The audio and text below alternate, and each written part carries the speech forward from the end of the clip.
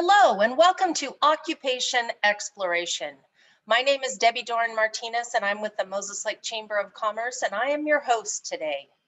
Today we're going to have an inside look into manufacturing and more specifically into SGL carbon composites. We will be joined by Annette Harrop, the HR director, who will give us all the information about the company and the career opportunities and earning potentials that are available right here in our region. But first, let's go to a video on SGL.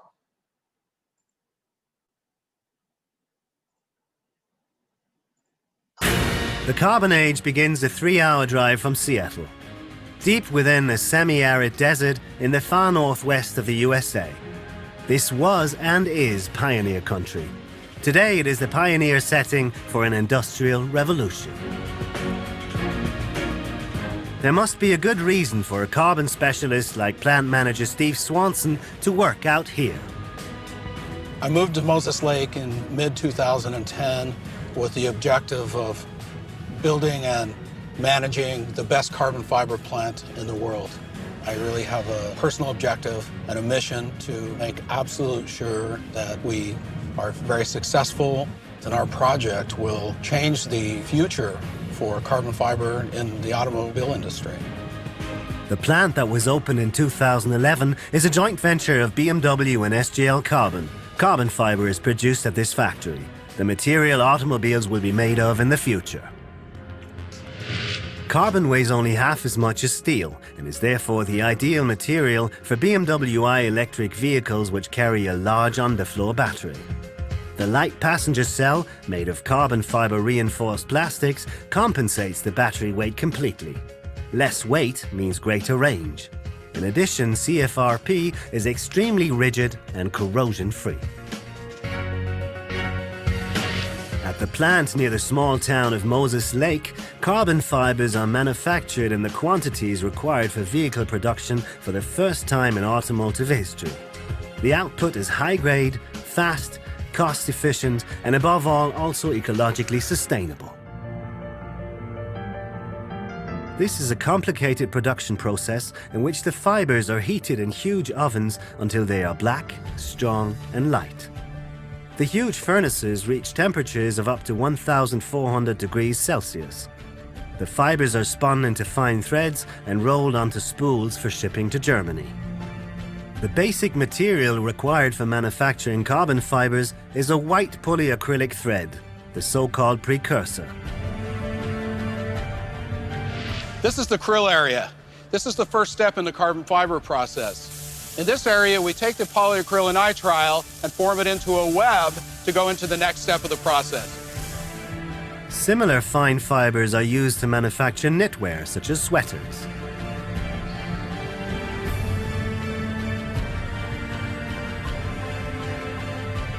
In the next section, the now splayed and stretched polyacrylic strands pass through 4 oxidation ovens. The next step in the process is oxidation. The oxidation process stabilizes and oxidizes the material in preparation for carbonization.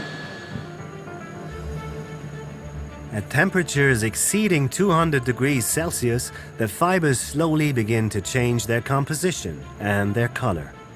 They are transformed from white to gold, to copper, to brown, to black. This process takes 1.5 hours, the details of which are confidential.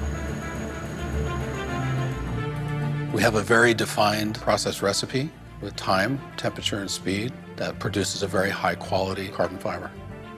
After passing through the 4 large oxidation ovens, the fibers are carbonized within a very short time inside 2 furnaces at temperatures reaching 1,400 degrees Celsius. The next step in the process is carbonization. We have the low temp and the high temperature furnaces. This process provides the strength to the material. The oxidation and carbonization process at these high temperatures requires large amounts of energy. 50 of the total of 80 employees supervise the immense production facility. Right from the beginning, the aim of the BMW I project was to design the entire value-added chain in a sustainable way.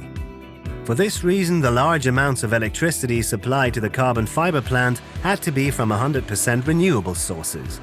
The solution was to use environmentally friendly hydropower. This requirement was perfectly fulfilled by the Moses Lake site. The Columbia River, located at the foot of the Cascade Mountains, holds enough water to supply more than 400 dams. This is a fantastic place. 3 years ago, a site selection committee searched the globe for the location of our new site. We chose Moses Lake for various reasons: the exceptional workforce, land availability, and of course the main reason, the hydropower. The Columbia River Basin is the most hydroelectrically developed river system in the world. Wanapum and Priest Rapids dams provide a low-cost, renewable energy source for the Moses Lake facility that fits well with our sustainability model. Back to production. What happens to the fibers after carbonization is a manufacturing secret. The next step is the surface treatment. After carbonization, the material really has no functionality. It's sterile at this point. So in this process, we etch the outer skin of the material to allow it to bond with the resin system in later applications. After this, we size the material for usability and handleability. And we wind this material onto bobbins. The carbon fiber now only weighs half as much as the precursor. With a thickness of only 0.007 millimeters, it is only 1/7 of the diameter of a human hair. The spools are ready for shipping. They weigh 9 kilograms and hold 2.7 kilometers of carbon bundles, each one consisting of 50,000 fibers. At the Bavarian town of Wackersdorf, the carbon fibers are processed into smooth lengths of material by giant sewing machines. They are placed on top of each other, overlapping in various directions, and then sewn together using plastic thread. The sheets are then cut to size, shaped, and hardened with resin. The passenger cell, made of carbon fiber reinforced plastics, is finally created in Landshut and Leipzig for the automobile of the future.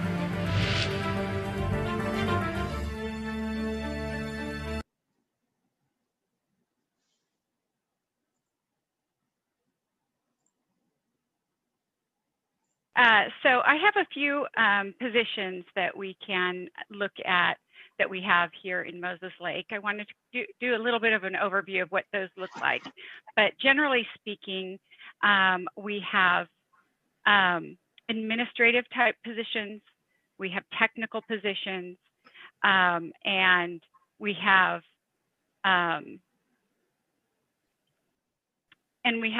positions that are entry level.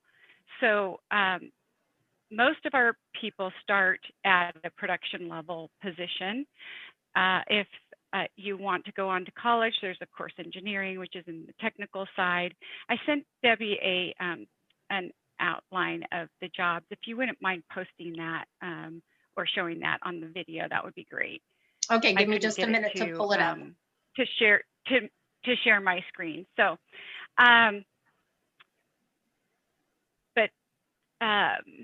just to kind of go over what those look like, we have engineering positions in 3 different categories right now: process engineering, control systems, and environmental. And those, of course, all take bachelor's degrees. But we also have planners. What those people do is they identify what the need is of the plant, and they make a plan usually using Excel or some other technical software programs to identify what they need to do throughout the next several weeks in order to provide the production for the facility. So it could be in maintenance, quality, production, or projects. We also have, of course, maintenance technicians and electricians.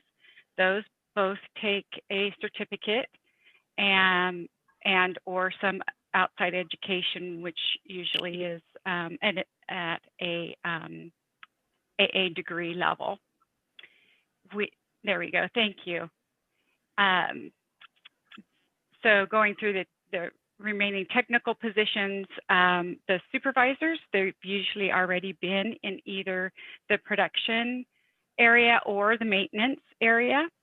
And those positions are in the management type of a role. So entry-level positions would start usually in production. That looks like I haven't posted here as the entry-level positions, but they operate the facility. It takes 90 days to train an operator, and during those 90 days, they're taught how to watch the facility and ensure that the material is going through the product process correctly, that there's no safety concerns that are occurring, and that the quality of the product will be as expected.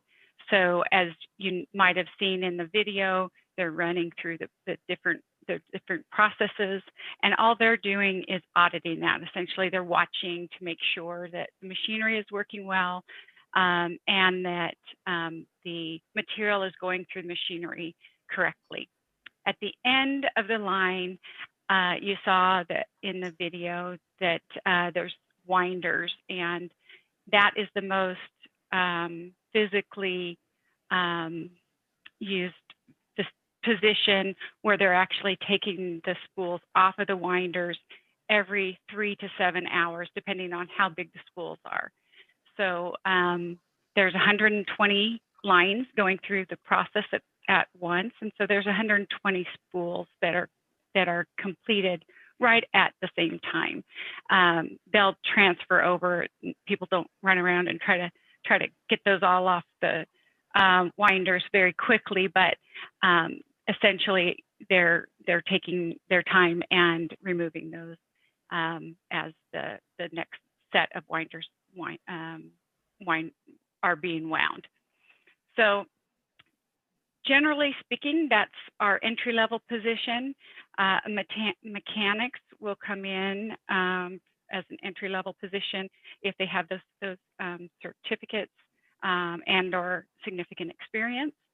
And then usually we'll fill the other positions. Oh, there, I do have production in there.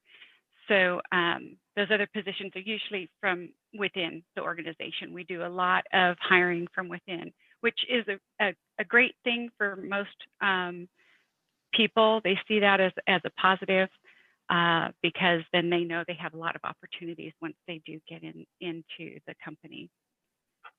At this point, do we have any questions that I can answer? Look.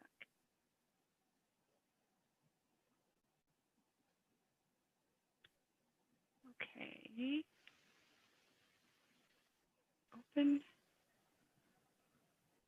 So if anybody has any questions to ask Annette about their facility, their process, their job opportunities, please feel free to type those in the chat at this time.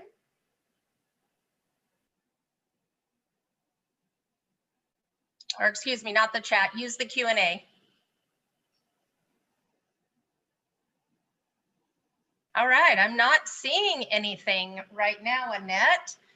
We'll give them a few more minutes to type in any questions that they might have. So 3 months to onboard somebody.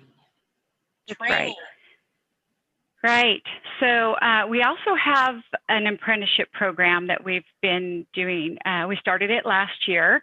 We're in the process right now of reviewing applications for it. So all of the people for this year have already applied, but those who might be interested next year can apply through CB Tech. And what that looks like is it's a 2,000-hour program. They're working 20 hours a week during the school year, and then they work 40 hours a week during the summer. And we are training them. Essentially, it takes us a year to train them with that type of a schedule.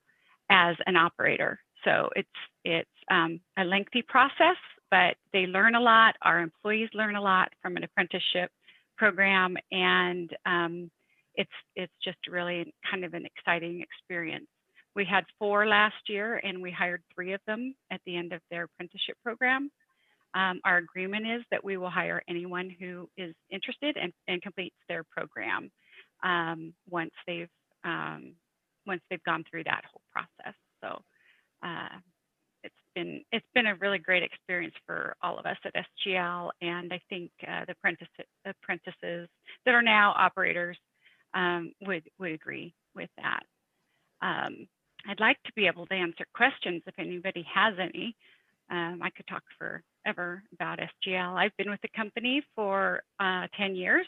I started at the when we first started breaking ground, and Steve, who you saw in the video, he started at the same time, just a little bit before I did. And so we kind of have been really a part of the whole processes as we've moved along. We went from 1 line to 5 lines now.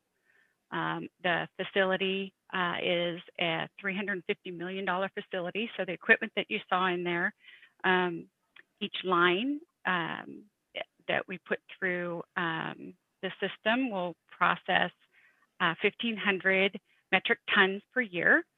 And we do everything from wind energy. We don't just do BMW car material anymore. We also do wind energy, and we're working on aerospace at this moment. So there's a lot of different applications for carbon fiber. And I don't know if you mentioned it already, but how many employees do you currently have out there at the facility? Yeah, so we currently have 170 employees, and the majority of those are in operations. So we have 120 operators running the line. They're working 12-hour shifts. They really love their shift model, which is they work 2 days on, and then they're off for 2 days. Then they work for 3 days, which is a 3-day weekend, Friday, Saturday, Sunday. Then they're off for another 2 days. They work another 2 days, and then they're off for the following 3-day weekend. So they really have a lot of options and a lot of opportunity to have some family time too. We do have an excellent benefit program, as most organizations in this area do. And we do pay for educational reimbursement. So if people come in and they don't currently have a degree and decide they want to go into another field, they are eligible for an educational reimbursement to go to college or a certificate program. Okay, we do have a few questions, Annette. So I think you just answered one of them. Is SGL a 24/7 day operation? Yes, we are. So we have 4 shifts. There's actually 2 that are covering, so they work 7 to 7 essentially. So one shift, those 2 shifts will work against or with each other on days and nights. So the people that are working the first 2 days are not working the next 2 days, and vice versa. So they just kind of cover each other during that time. But yes, they do. And then a clarification on it's the very material. expensive for us to stop. So clarification on the material. Is all your carbon fibers still made for the automobile industry? And you kind of touched on that. So we do have aerospace and wind energy towers. Right. And we also are going into other products. So our material is not what you would see in a car, the pretty woven material that you see on the outside of these fancy vehicles. It's a very strong material, so it can be used for a variety of constructive type of products. So inside of wind energy, what it's used for are the windmill blades. Thank you. Blades. Yeah, the blades. And so they're a lot lighter that way, but they're very sturdy. And if you've ever seen those windmills up on the hills, they take a lot of wind, so they need to be very, very sturdy. And that's what our material does. And then, of course, cars, they're made for the actual cell that holds people. So it's got to be strong if it's, if there's any accidents or anything like that.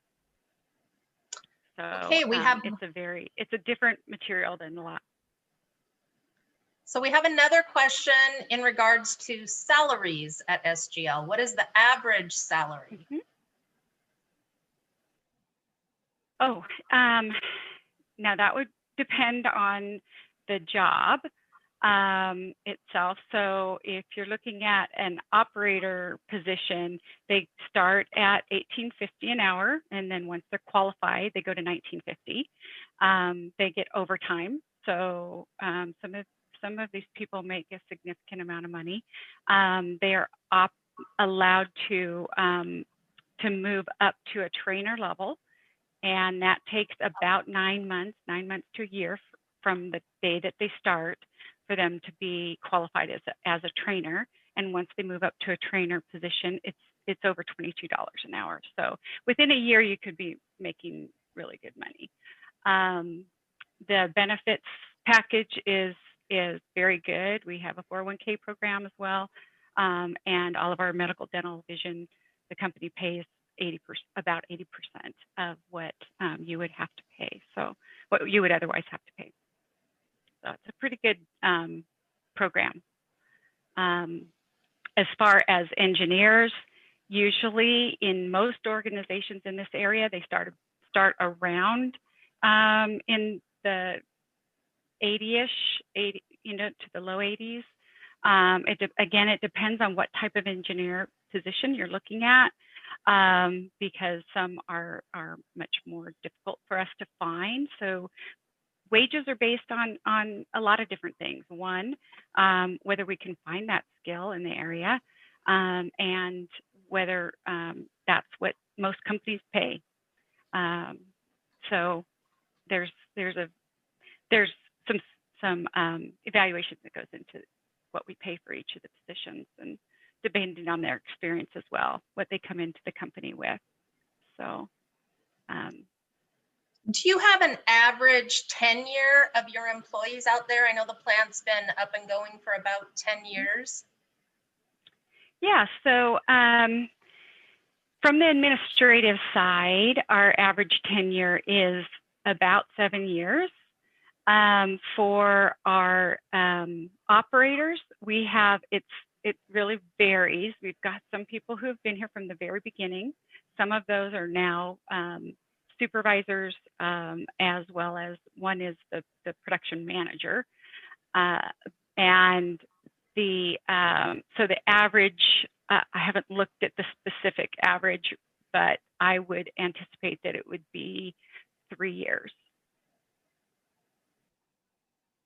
About half of them have been there a long time, and about half of them have not been here a long time. So, excellent.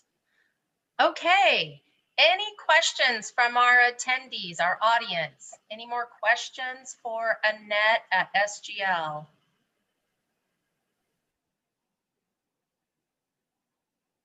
All right, Annette, I am not seeing any more questions.